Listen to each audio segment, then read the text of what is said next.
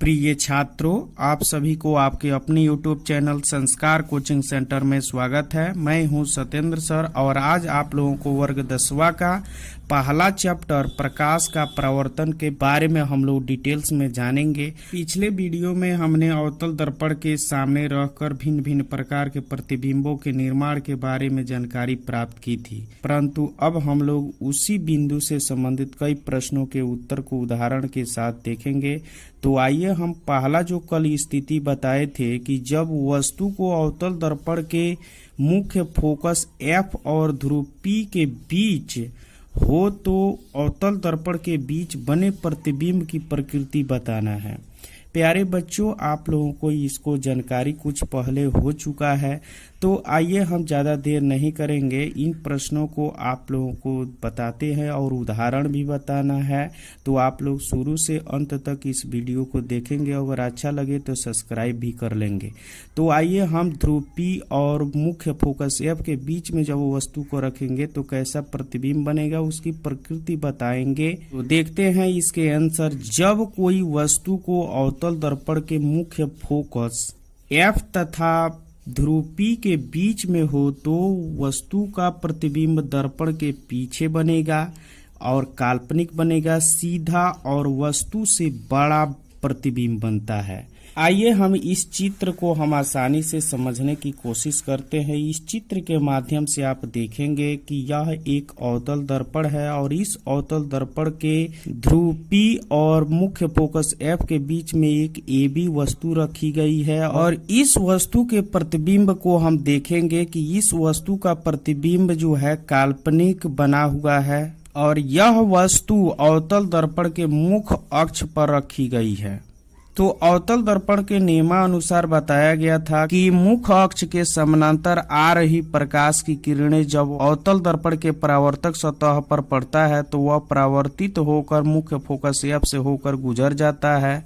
दूसरा नियम था कि जब कोई प्रकाश की किरण वक्रता केंद्र से होकर गुजरती है तो वह अवतल दर्पण के परावर्तक सतह से टकराकर पुनः उसी मार्ग में लौट जाती है। तो यहाँ चित्र में दिए गए नियमानुसार से हम देखेंगे, जैसे ही इसको हम बैक साइड से मिलाते हैं तो ये काल्पनिक रेखा के द्वारा एक प्रतिबिंब बनता है जो A' और B' बनता है और यह AB वस्तु का ही यह प्रतिबिंब बनेगा जो काल्पनिक बनेगा, दर्पण के पीछे बनेगा और जैसा वस्तु ऊपर है इस मुख्य अक्ष के वैसा ही वस्तु इधर भी बना हुआ है, तो यह सीधा बनेगा और वस्तु जो छोटा यहाँ दिखाई दे रहा है तो इस वस्तु AB से इसका प्रतिबिंब A' B' इससे बड़ा बनेगा। तो आशा करता हूँ कि यह समझ में आप लोगों को आ गया होगा। तो आइए एक बार वही चीज हम पढ़ देते हैं एक बार पुनः कि जब कोई वस्तु अवतल दर्पण के मुख्य फोकस F तथा ध्रुव P के बीच में हो तो वस्तु का प्रतिबिंब दर्पण के पीछे काल्पनिक, सीधा और वस्तु से बड़ा होता है।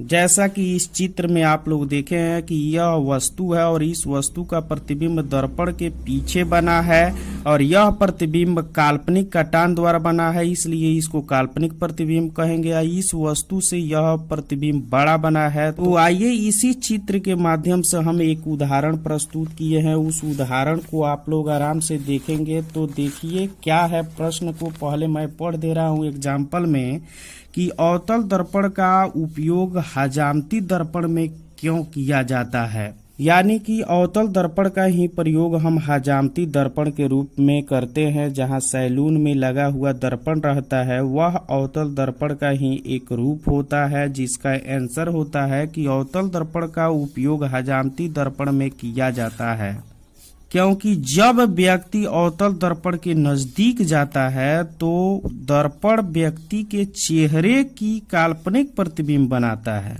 बड़ा तथा सीधा प्रतिबिंब बनाता है, जिससे दाढ़ी बनाते समय व्यक्ति का एक भी बाल छूटता नहीं है। यानी कि इससे स्पष्ट हो जा रहा है कि हजामती दर्पण में अवतल दर्पण का प्रयोग किया जाता है क्योंकि जब व्यक्ति अवतल दर्पण के नजदीक जाता है तो दर्पण में व्यक्ति का चेहरा जो है काल्पनिक प्रतिबिंब बना लेता है, बड़ा बना लेता है, सीधा बना लेता है, जिससे दाढ़ी बनाते समय व्यक्ति का एक भी बाल छूटता नहीं है वो आसानी से सभी बालों को शेविंग कर पाता है। तो अतः इसी कारण से अवतल दर्पण का प्रयोग हम हजामती दर्पण के रूप में करते हैं।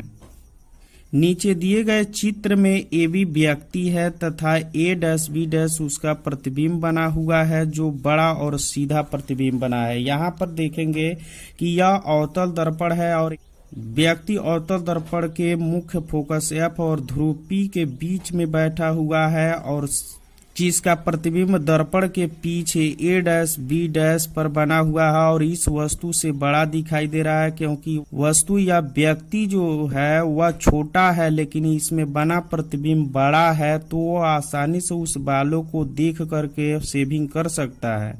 तो यह बिल्कुल इसी पर आधारित है। आइए हम लोग अब दूसरे नंबर का प्रश्न देखते हैं। दूसरा नंबर उदाहरण है कि डॉक्टर द्वारा गले, आंख, कान की जांच करने में अवतल दर्पण का प्रयोग करता है क्यों? ये भी बहुत इंपॉर्टेंट क्वेश्चन है। यह बार बार जो है पूछा जाता है बोर्ड एग्जामिनेशन में, जो बच्चा छोड़कर चले जाता है और फिगर सभी में एक ही बनेगा क्योंकि डॉक्टर के पास आप जाते हैं तो देखते हैं कि वह कुछ जो है दर्पणों को अपने आंख के सहारे कान, नाक, गले में देखता है, जिससे वह कहता है कि आपके कान में छेद हो गया है या आपके कान में कोई प्रॉब्लम है या आपके नाक, कान के गले में हड्डी हो गई है, तो उसको देखकर उचित इलाज करता है। तो प्यारे बच्चों, आप लोगों को हम बता देना चाहते हैं कि डॉक्टर द्वारा गले, कान, नाक की जांच करने में अवतल दर्पण का प्रयोग करता है क्यों? तो हम जानते हैं कि अवतल दर्पण के ध्रुव P तथा मुख्य फोकस F के बीच में रखी गई वस्तु का प्रतिबिंब सीधा बनता है, बड़ा बनता है तथा काल्पनिक प्रतिबिंब बनता है।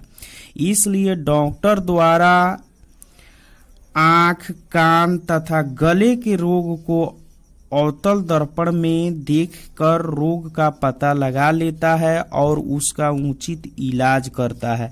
अगर ये दर्पण नहीं रहता तो और डॉक्टर द्वारा ये इस रोग का इलाज सही से नहीं हो पाएगा कि वह हड्डी बढ़ा है कि कौन सा उसमें प्रॉब्लम है कि कान में कैसे होल हो गया है। तो ये सब के बारे में आप लोगों को यह अवतल दर्पण द्वारा बना प्रतिबिंब का उचित से उचित जो है व्यवस्थित किया जाता है।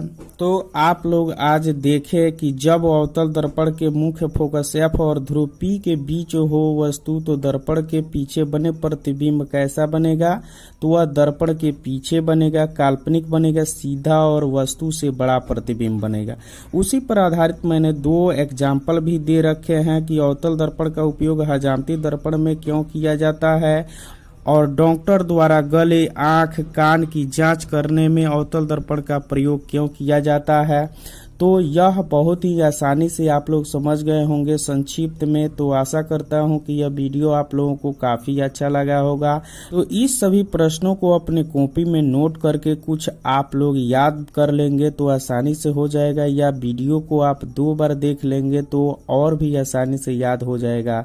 तो आशा करता हूं कि यह वीडियो आप लोगों को काफी अच्छा लगा होगा। तो आप लोग लाइक, सब्सक्राइब और कमेंट जरूर करेंगे। कुछ बच्चे लोगों का कहना है कि सर एक और भी सब्जेक्ट का वीडियो बनाइए ताकि हम लोगों का भविष्य सुधर सके। तो मैं आज या कल से मैं वीडियो केमिस्ट्री का आप लोगों को बना करके देना शुरू कर दूंगा। तो आप चिंता न करें, चिंता मुझे बना हुआ है कि आप लोगों का भविष्य अच्छा बन सके, उज्जवल बन सके। तो इस चैनल को सब्सक्राइब जरूर कर दें। धन्यवाद।